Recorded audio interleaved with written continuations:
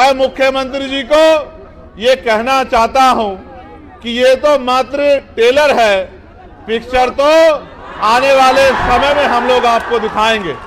जब तक इस देश का नौजवान और इस देश में भी बिहार का नौजवान अपने पैरों पे खड़ा होके इस जुल्म जाति, गरीबी, बेबसी, लाचारी की बेड़ियों को काटने का काम नहीं करेगा, तब तक इन सत्ता में बैठे फर्जी मसीहाओं के जरिए आपकी जिंदगी बदलने वाली नहीं। आज हम सब लोग एक विशेष उद्देश्य के लिए पटना में इकट्ठा हुए हैं और जब मैं यहां आया और जिस तरह का प्यार, जिस तरह की संख्या मैंने आपकी देखी, तो मेरा विश्वास मजबूत हुआ कि समाधान सुनिश्चित है। आपकी समस्याओं का समाधान आने वाले कल में सुनिश्चित है, क्योंकि जब जब आप अपनी समस्याओं के लिए ईमानदारी से काम करोगे और समस्या का हल ढूंढने का प्रयास करोगे, तो क्योंकि भारत में लोकतांत्रिक व्यवस्था है और बिहार तो लोकतंत्र के जननायकों में से बड़े बड़े नेता जिन्होंने बिहार में जन्म लिया, ये क्रांतिकारी धरती है। यहाँ की समस्याओं का हल तो बहुत जल्द सुनिश्चित हो जाएगा। आज आपका जुटा ये जनसमूह इस बात की गवाही दे रहा है कि आने वाला कल कमजोरों का, गरीबों का, दलितों का, पिछड़ों का, आदिवासियों का, मुसलमानों का, अन्य धार्मिक अल्पसंख्यकों का और हर जातियों के गरीब लोगों का है।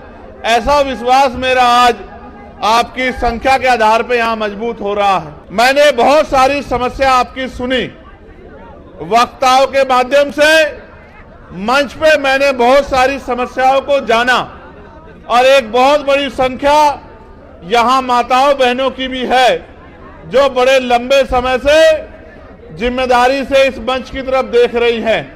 बहुत बड़ी संख्या में नौजवान और जिम्मेदार लोग भी पहुंचे हैं। हालांकि आप भी जानते हैं कि पहले रैली 1 तारीख को होनी थी, लेकिन प्रशासन और सरकार द्वारा परमिशन नहीं दी गई और 1 तारीख के कार्यक्रम को आगे बढ़ा के 8 तारीख को करना पड़ा। शायद सरकार की ये मंशा रही होगी कि जब 1 तारीख को कार्यक्रम नहीं होगा तो 8 तारीख का कार्यक्रम फेल हो जाएगा।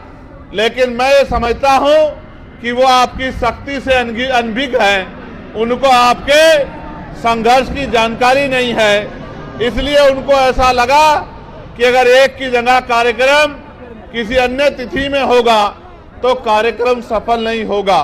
मैं मुख्यमंत्री जी को ये कहना चाहता हूं कि ये तो मात्र टेलर है, पिक्चर तो आने वाले समय में हम लोग आपको दिखाएंगे।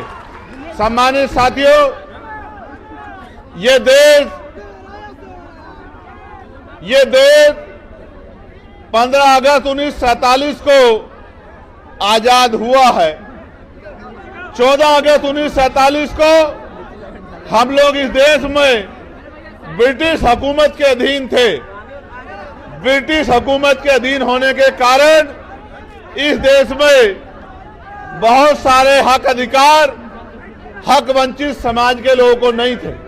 यहां तक कि इस देश में सदियों से चली आ रही कुप्रथाएं भी थी, जिनमें विधवा विवाह न होना, बाल विवाह होना, महिलाओं को सती प्रथा जैसी कुरीतियों का सामना करना और भी ऐसी बहुत सारी कुरीतियां और प्रतिबंध लगा के हक वंचित समाज के लोगों को गरीबी, बेबसी, लाचारी और जुल्म जाति का जीवन जीने के लिए मजबूर किया गया था।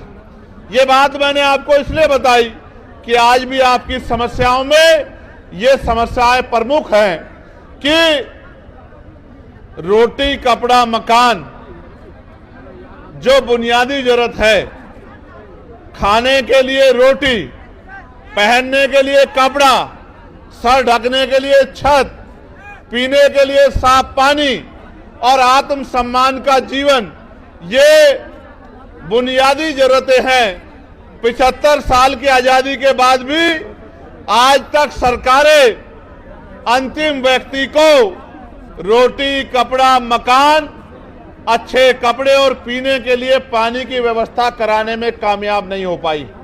ये इस लोकतंत्र का सबसे बड़ा फेलियर है।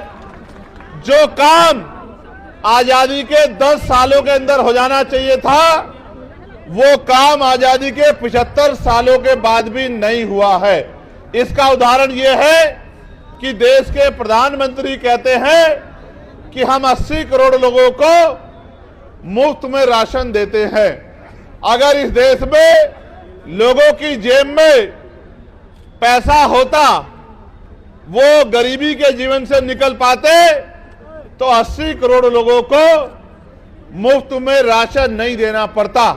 क्योंकि भारत का खून स्वाभिमानी खून है। ये हाथ फैलाने में नहीं, मजबूती से संघर्ष करने में भरोसा रखता है, लेकिन इनको मजबूर किया गया है हाथ फैलाने के लिए, सिस्टम बना के किया गया है। मैं इसलिए आपसे कह रहा हूं और मैं तर्क के साथ आपको कहना चाहता हूं, मीडिया भी इस बात को दिखाएगा कि भारत के साथ साथ कई ऐसे अन्य कंट्रियां भी हैं, कई ऐसे देश भी हैं जो भारत के समकालिक या भारत के बाद आजाद हुए, और आज उन देशों में जाके देखोगे तो आपको एहसास होगा कि वो भारत से लगभग 50 साल आगे चल रहे हैं। जब एक समय पे आजाद हुए देश अगर बहुत दूर ना जाके यही चाइना को देखा जाए, भारत की इकोनॉमी, यहां के नेतागण 5 ट्रिलियन बनाने की बात करते हैं। अगर हम चाइना की इकोनॉमी से उसकी तुलना करें तो हम 1/4 पर भी नहीं पहुंच पाए हैं। एक समय में आजाद हुए देशों में इतना अलग अलग तरह का आर्थिक गैर बराबरी का जो उदाहरण मिलता है, ये इस बात का उदाहरण है कि आज भी इस देश का अंतिम व्यक्ति बुनियादी सुविधाओं से वंचित है। और मुझे कहने में कोई परहेज नहीं है कि इनमें भी दलित, आदिवासी और पिछड़े वर्ग के लोगों के हाल बहुत बुरे हैं।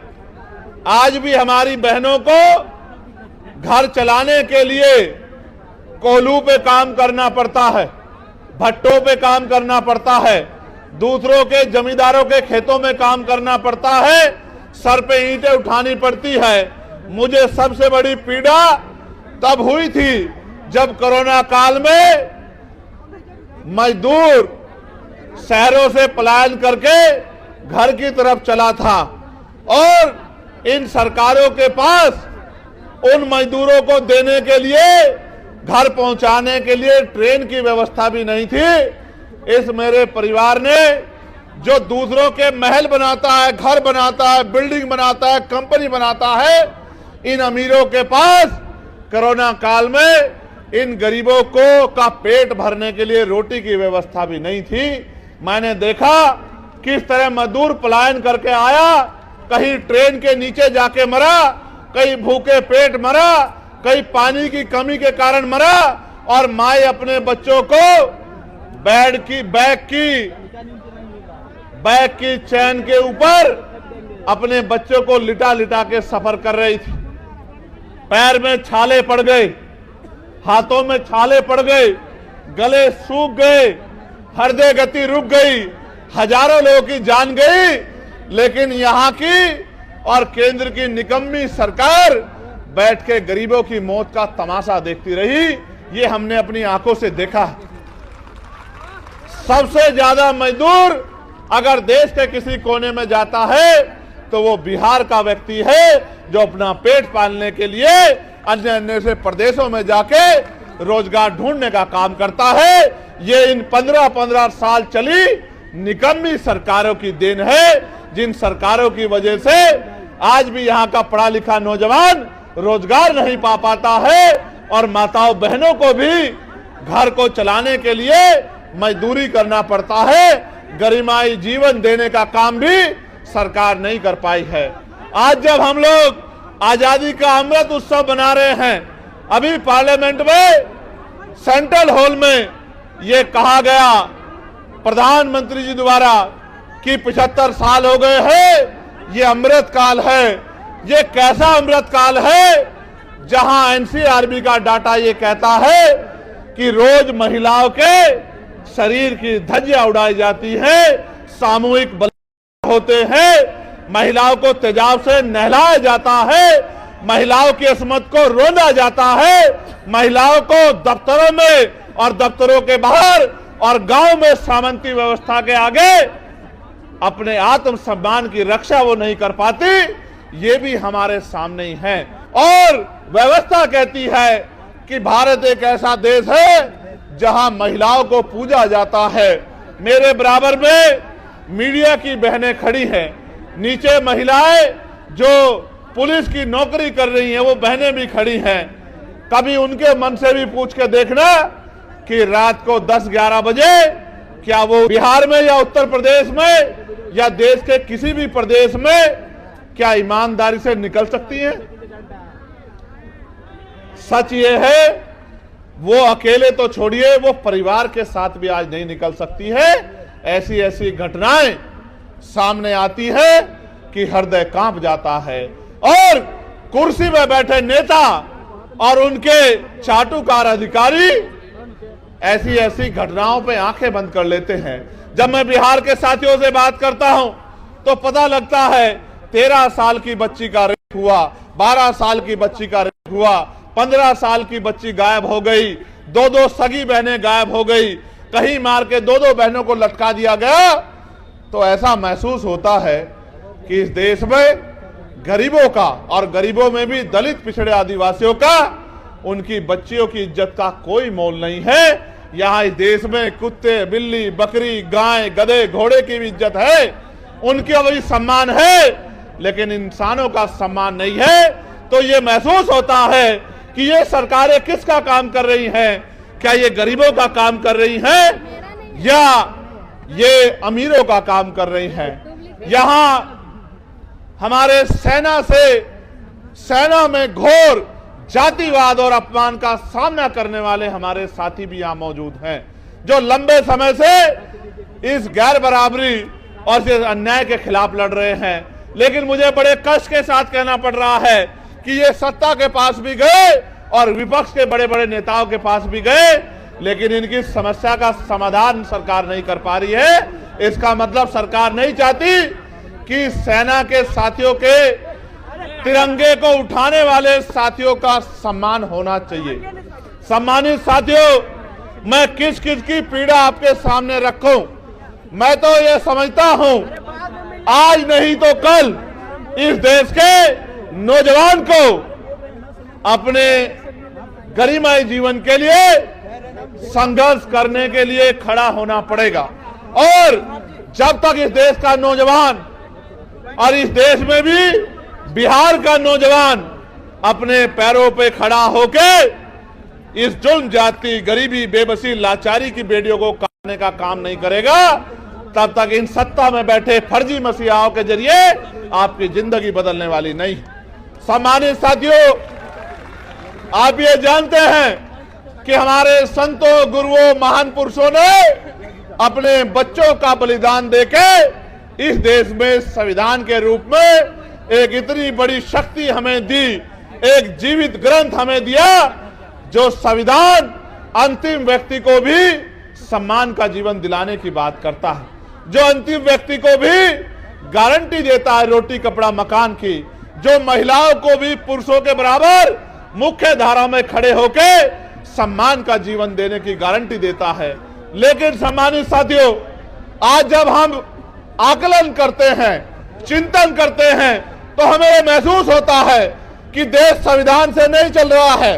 सत्ता में बैठे अहंकारी लोग संविधान को ताक पे रख के प्रदेश को और देश को चलाने का काम कर रहे हैं। नौजवान परेशान है, किसान परेशान है, सेना का जवान परेशान है, होमगार्ड के भाई परेशान है, चौकीदार परेशान है, महिलाएं परेशान हैं, ममता बहनें परेशान हैं, और अगर कोई परेशान नहीं है तो वो आपके राजभवन में और आपके विधानसभा में बैठे आपके नेता जो मोटी मोटी तनख्वाह लेके अपना और अपने बच्चों का ध्यान रखते हैं, अपने बच्चों को विदेशों में पढ़ाते हैं, अपने बच्चों का इलाज प्राइवेट हॉस्पिटल में कराते हैं और गरीब जनता को जुमला बोल बोल के बेवकूफ बनाने का काम करते हैं।